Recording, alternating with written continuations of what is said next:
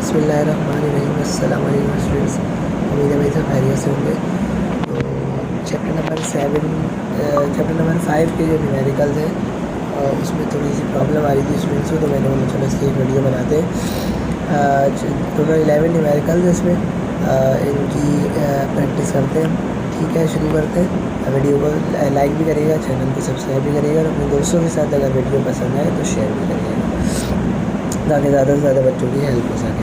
तो पहला न्यूमेरिकल जो है इसका, a man pools a trolley through a distance. अब मैं जल्दी से इस न्यूमेरिकल को पढ़ूंगा, जो न्यूमेरिकल इंपॉर्टेंट होगा वो मैं आपको बता भी दूंगा। इस चैप्टर में जो भी न्यूमेरिकल इंपॉर्टेंट है एक दो मैं आपको बता दूंगा, आप उनकी प्रैक्टिस लाजमी करिएगा, उन पर मैं ज़्यादा जोर देकर उनको अच्छे से समझाऊँगा आपको। ठीक है, तो सबसे पहला न्यूमेरिकल है a man pools a trolley. अब इसमें जो है हमारे पास सबसे पहले हमारे पास डिस्टेंस गिवन है। ठीक है, थोड़ा सा इसको लाइट कर लेते हैं हम। ये गिवन है हमारे पास 10 मीटर डिस्टेंस गिवन है, सही है, और फोर्स गिवन है F 50 न्यूटन। इसके अलावा एंगल गिवन है थीटा। ठीक है, और वर्क डन मालूम करना है। तो इसमें सीधा सीधा W वाला एफ डी कॉस थीटा वाला फॉर्मूला लगेगा। तो मैं इसकी सॉल्यूशन भी आपको दिखा देता हूँ। ये रही इसकी सॉल्यूशन भी, ये इसकी सॉल्यूशन है। ठीक है, तो यह बहुत आसान से न्यूमेरिकल है, इसको अभी आप खुद ही सॉल्व कर सकते हैं। आसान सा है, MCQs पर्पज़ के लिए ये न्यूमेरिकल आ सकते हैं। नेक्स्ट न्यूमेरिकल इसका, इस चैप्टर का अगला न्यूमेरिकल जो है वो ये है कि अगर हम बात करें सेकंड न्यूमेरिकल की, तो 100 kg मास, सॉरी ये अब हमारे पास 100 kg का मास है, यानी ये मैन है, एक बंदा है, यानी मास गिवन है, ये टाइम गिवन है। इसके अलावा हमारे पास मास गिवन है, टाइम गिवन है और हाइट गिवन है 10 मीटर। ठीक है, पावर मालूम करनी है। आई होप सब आपकी बात समझ में आ रही होगी। तो अब यहाँ पे ओवरऑल ये ही हमारे पास इसका हल है। अब देखें, हमारे पास मास गिवन है, टाइम गिवन है और 10 मीटर इसका डिस्टेंस हाइट गिवन है। इसी तरीके से पावर हमें मालूम करनी है। तो पावर का फॉर्मूला होता है P potential energy upon time. ठीक है, तो और पोटेंशियल एनर्जी आप सबको पता है mgh के बराबर होती है, तो mgh अपॉन टाइम हो जाएगा और इसी फॉर्मूले से हम पावर निकाल लेंगे। समझ में आ गई आपको? ठीक है, नेक्स्ट न्यूमेरिकल, अच्छा थर्ड वाला न्यूमेरिकल जो है इसका, ये वाला थर्ड न्यूमेरिकल जो है, ये न्यूमेरिकल इसका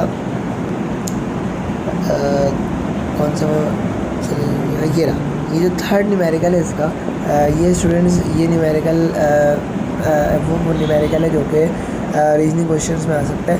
तो इसकी मैं अभी प्रैक्टिस नहीं करवा रहा, इसको हटा के हम अपने न्यूमेरिकल जो बेसिकली कैलकुलेशन वाले हैं उनको सॉल्व करते हैं। तो क्वेश्चन नंबर 4 की तरफ बढ़ते हैं।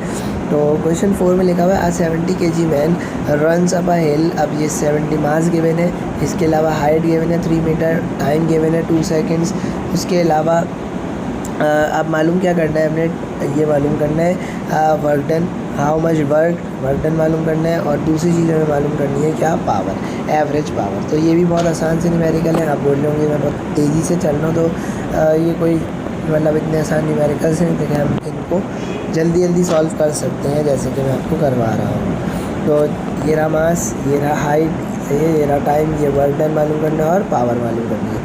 W/FD, क्योंकि अब यहाँ पे एंगल नहीं गिवन तो हम ये फॉर्मूला लगाएंगे, थीटा की जगह 90 लिख देंगे और थीटा की जगह 0 लिख देंगे। cos 0 1 के बराबर होता है, तो FD ही बस फॉर्मूला बन जाएगा, W/FD। ठीक है, एंड देन फिर अब देखें फोर्स जो है वो, क्योंकि वेट ही होता है, और F/mg होता है, और G जो हाइट है, क्योंकि अब डिस्टेंस जो है इसमें एक वर्टिकल मोशन की बात हुई है, वर्टिकल की बात हुई है, तो वर्टिकल डायरेक्शन की बात हुई है, तो D की जगह हम क्या लिखेंगे, हाइट ज़ाहिर है, ऑब्वियस है। और इसी तरीके से W/mgh होता है, तो हमारे पास W का FD फार्मूला होता है, तो F की जगह mg आ गया और D की जगह h आ गया, तो W/mgh ये फार्मूला हो गया, जिससे हम वर्क डन निकाल लेंगे। ओके, नाउ अगला जो फार्मूला है वो पावर का है। पावर का फार्मूला होता है वर्क डन अपॉन टाइम, जैसा कि हमने इधर भी देखा, ये रहा W अपॉन टी। पावर का एक फार्मूला होता है पोटेंशियल एनर्जी अपॉन टाइम, एक फार्मूला होता है वर्क डन अपॉन टाइम। फार्मूले का पेज जो आपको मैंने दिया उसमें ये तमाम फार्मूलाज मौजूद है, तो इसमें घबराने की ज़रूरत नहीं है। ठीक है, सिंपल कैलकुलेशन है इनकी। आई होप सो आपको बात समझ में आ रही हो। अच्छा स्टूडेंट्स, अब हम बढ़ते हैं अपने 5वें न्यूमेरिकल की तरफ। तो 5th जो न्यूमेरिकल है हमारे पास, उस न्यूमेरिकल बहुत आसान है वो भी। तो इस न्यूमेरिकल में अगर हम बात करें तो न्यूट्रॉन ट्रेवल्स डिस्टेंस, और डिस्टेंस ये मैंने इसमें 12 metre. Okay, 12 metre distance given है। इसी तरीके से अब टाइम इंटरवल गिवन है, ये रहा टाइम गिवन है 3.6 एक्सपोनेंट -4 सेकंड्स। डिस्टेंस गिवन है, टाइम गिवन है। Assuming it speed was constant, speed constant रखें तो बताएं काइनेटिक एनर्जी क्या होगी। और एज्यूम कर लें मास इसका जो है, न्यूट्रॉन का जो मास है वो कितना है 1.7 एक्सपोनेंट -27। ठीक है, तो अब हम इसकी सॉल्यूशन की तरफ बढ़ते हैं। बहुत आसान सा न्यूमेरिकल ये भी है, क्वेश्चन नंबर 5। ठीक है, आप इसकी सॉल्यूशन देख सकते हैं, ये रही इसकी सॉल्यूशन आपकी स्क्रीन में, ये रहा, ये सारा क्वेश्चन नंबर 5 का सॉल्यूशन है। डी गिवन है, टी गिवन है, काइनेटिक एनर्जी मालूम करनी है और मास गिवन है। तो हमें पता है कि काइनेटिक एनर्जी का फॉर्मूला होता है, हर बच्चे को पता है कि E=12mv², और v जो है डिस्टेंस, जो वेलोसिटी जो है वो डिस्टेंस अपॉन टाइम के बराबर होती है। तो ये जो है आपको बात समझ में आ गई होगी, यही इसकी मेन बात थी जो समझने वाली थी। v की जगह, इस वेलोसिटी की जगह मैंने क्या पुट कर दिया, डिस्टेंस अपॉन टाइम। ठीक है, तो इससे हमारे पास सॉल्व हो जाएगा न्यूमेरिकल। अच्छा, काइनेटिक एनर्जी का आंसर बुक में इलेक्ट्रॉन वोल्ट्स में दिया हुआ है, तो हम क्या करेंगे, जो भी इस के का आंसर आएगा उसको डिवाइड कर देंगे 1.6 एक्सपोनेंट -19 वैल्यू से, यानी इस वैल्यू से। जूल्स से इलेक्ट्रॉन वोल्ट में जाने के लिए ये करेंगे। ठीक है, 1.6 एक्सपोनेंट -19। आई होप सो आपको समझ में आ गई होगी। अच्छा, तो स्टूडेंट्स अब हम बढ़ते हैं अपने 7वें न्यूमेरिकल की तरफ, सॉरी 6ठे न्यूमेरिकल की तरफ, जो कि हमारा 5वां कहलाएगा, क्योंकि हमने अभी एक स्किप करा है, क्वेश्चन नंबर 3। तो 5वें न्यूमेरिकल यानी क्वेश्चन नंबर 6 की तरफ बढ़ते हैं हम। अब हमारा जो क्वेश्चन नंबर 6 है, उसमें अगर हम बात करें तो सबसे पहले लिखा हुआ है, stone is drop vertically from a height of, stone is drop vertically upward. एक स्टोन है जो कि, सॉरी थ्रोन, ऊपर की तरफ फेंका गया, ऊपर की तरफ एक स्टोन को फेंका गया। ठीक है, and reach at a height of, अब वो इस हाइट पे पहुंच गया 10 मीटर की। तो बोल रहे हैं find the speed of stone, stone की स्पीड मालूम करो। ठीक है, स्पीड मतलब वेलोसिटी मालूम करो। When it is just 2 metre above the ground, जब वो 2 मीटर ग्राउंड में हो, तो ये 2 मीटर ग्राउंड से 2 मीटर ऊपर। अच्छा, वो स्टोन जब ऊपर फेंका गया तो 10 मीटर हाइट पे पहुंचा। ठीक है, और हमें स्पीड मालूम करनी है जब वो 2 मीटर ऊपर था ग्राउंड लेवल से। ये रहा ग्राउंड, ये रहा 10। अब देखें, इसको मैं थोड़ा सा आपको इस तरीके से बता दूँ, इसको अब इसकी स्क्रीन पे लेके चलते हैं। यहाँ पे देखें इसके डाटा को। तो अगर हम इसकी बात करें सबसे पहले, तो वेलोसिटी, अब क्योंकि कोई चीज़ ऊपर की तरफ, नीचे से ऊपर फेंकी जा रही हो, नीचे से कोई चीज़ ऊपर फेंकी जा रही हो, तो उस वक्त उसकी फाइनल वेलोसिटी क्या होती है, हम 0 लेते हैं। 9th क्लास में हम पढ़ के आए हैं, VF0 होती है अगर वर्टिकल मोशन है। और अगर मतलब कोई वर्टिकल मोशन है, और वर्टिकल मोशन 2 डायरेक्शन का होता है कि अगर हम नीचे से कोई चीज़ ऊपर फेंक रहे हैं तो उस वक्त VF0 ली जाएगी, और अगर हम ऊपर से कोई चीज़ नीचे फेंक रहे हैं तो उस वक्त VI0 ली जाती है। ये बात आपको समझ में आ गई होगी।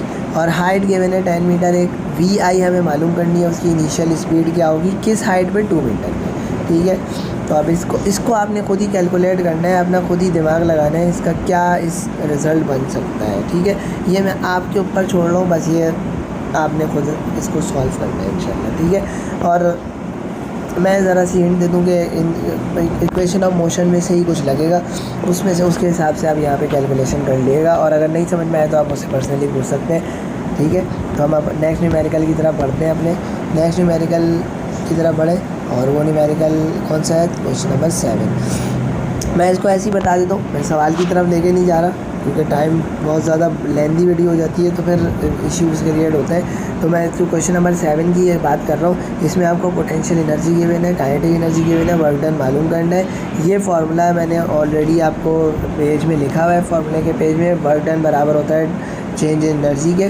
ठीक है, और चेंज इन एनर्जी ऑब्वियस है potential energy minus kinetic energy होती है। तो अब हमें दोनों चीज़ें पता है तो हम ऑलरेडी कैलकुलेट कर सकते हैं, और ये सिर्फ और सिर्फ MCQs में ही आ सकता है, न्यूमेरिकल भी, ये वाला न्यूमेरिकल भी। ठीक है, तो ये 2 न्यूमेरिकल तो ऐसे ही MCQs वाले हैं। ठीक है, और ये क्योंकि क्वेश्चन नंबर 2 है वो 9th स्टैंडर्ड का है, इसी तरीके क्वेश्चन नंबर 4 भी 9th वाले स्टैंडर्ड का है। इसी तरीके से ये थोड़ा सा क्वेश्चन 5 जो है वो शायद आ जाए आपके पास, लेकिन नहीं इम्पॉर्टेंट है। इसी तरीके ये इम्पॉर्टेंट है, ये आ सकता है क्वेश्चन 6। इसके बाद अब हम आगे बढ़ते हैं मज़ीद, तो आई होप सो आप ये 7 भी कर लेंगे भाई खुद ही। तो अब नेक्स्ट न्यूमेरिकल की तरफ अगर हम बढ़े, तो नेक्स्ट न्यूमेरिकल हमारे पास क्या है भाई, तो 8वां न्यूमेरिकल है, find energy equivalent of 1 gram. Energy मालूम करनी है 1 ग्राम मास की। तो मास गिवन है और एनर्जी मालूम करनी है। इसमें आइंस्टाइन का एक फॉर्मूला है E=mc²। मैं आपको इसकी सॉल्यूशन दिखा देता हूँ भाई। ये रही इसकी सिंपल सॉल्यूशन क्वेश्चन नंबर 8 की। ठीक है, आप खुद ही अंदाज़ा लगा लें कि कितना आसान से सवाल होगा ये। एनर्जी इक्विवेलेंट मालूम करना है, एनर्जी मालूम करनी है। 1 ग्राम मास की एक मास को केजी में कन्वर्ट कर लेंगे। अब आप खुद देख लीजिएगा कितना वो किलोग्राम्स आता है। E=mc² एक फार्मूला है, इसके थ्रू हम निकाल सकते हैं। आइंस्टाइन की एक फार्मूला है, सही है, एनर्जी और लाइट का आपस में रिलेशनशिप। और ये जो c है इसकी वैल्यू भी कांस्टेंट होती है। ये स्पीड ऑफ लाइट है 3 एक्सपोनेंट 8। ठीक है, तो ये आपको मिल भी जाएगा फॉर्मूले का पेज में जो आपको मैंने प्रोवाइड किया हुआ है ऑलरेडी। ठीक है, हम अपना तो स्टूडेंट्स हमारा अगला न्यूमेरिकल भाई क्या है, question number 9। 1 kilowatt hour pump 1 kilowatt motor. अब ये 1 किलोवाट मोटर पंप है, इसकी ये ज़्यादा पावर गिवन है 1 किलोवाट। ठीक है, इसको हम चेंज कर लेंगे किलोवाट से, इसको वाट में ले आएंगे एक्सपोनेंट 3 लगा के आगे।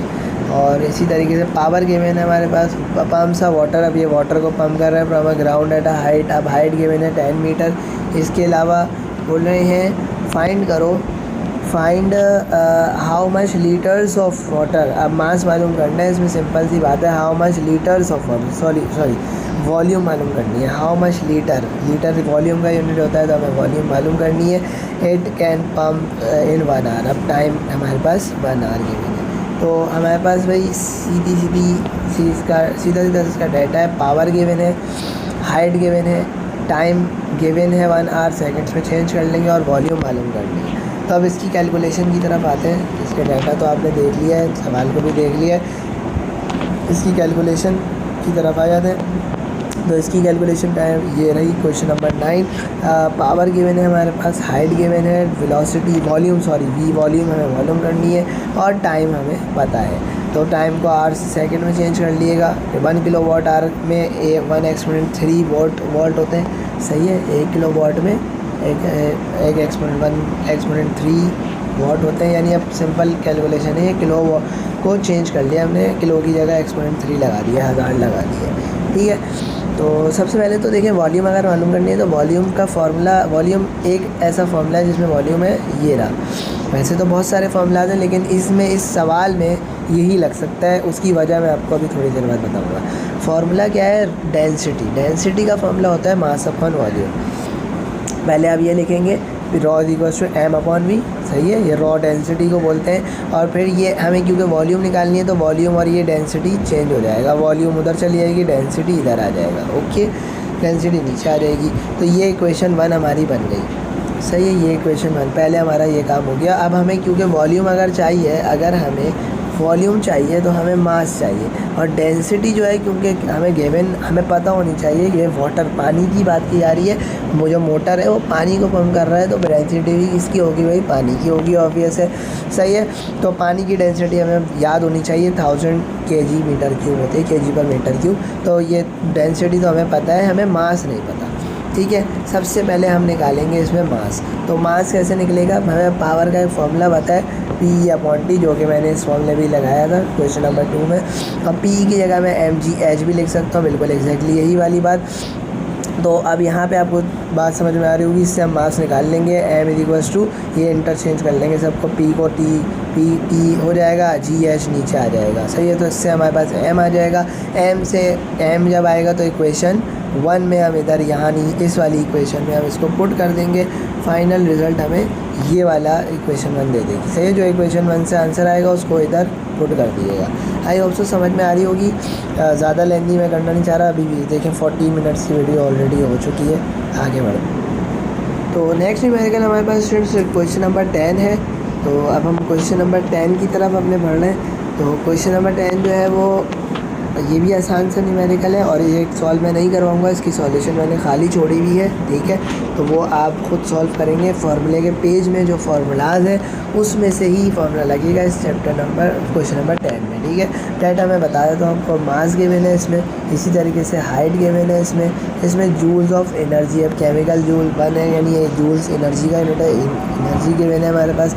इसी तरीके से स्पीड हमें मालूम करनी है। तो हमारे पास मास m गिवन है, हाइट गिवन है, एनर्जी गिवन है और स्पीड मालूम करनी है। इस सवाल को आप खुद सॉल्व करेंगे। मैं आपको दिखा देता हूँ इसका डाटा किस तरीके से मैंने बनाया हुआ है। तो क्वेश्चन नंबर 10 हमारे पास इसका डाटा, ये हमारे पास इसका डाटा है, ठीक है। और ये मैंने सॉल्यूशन जैसे इसकी छोड़ी है इसी तरीके से ठीक है, ये आपको सॉल्व कर लीजिएगा, कोई इशू हो पूछ सकते हैं। फॉर्मूले के पेज में जो फार्मूलाज हैं उसी में से आप इसको भी सॉल्व कर लेंगे और इसको भी। इसका तो मैंने खैर बता दिया, इक्वेशन ऑफ मोशन लगेगी, इसका वो आप फॉर्मूले के पेज से लाजमी देखिएगा, ठीक है। जज़ाकल्लाह। आगे बढ़ते हैं क्वेश्चन नंबर 11 जो कि इसका लास्ट सवाल है।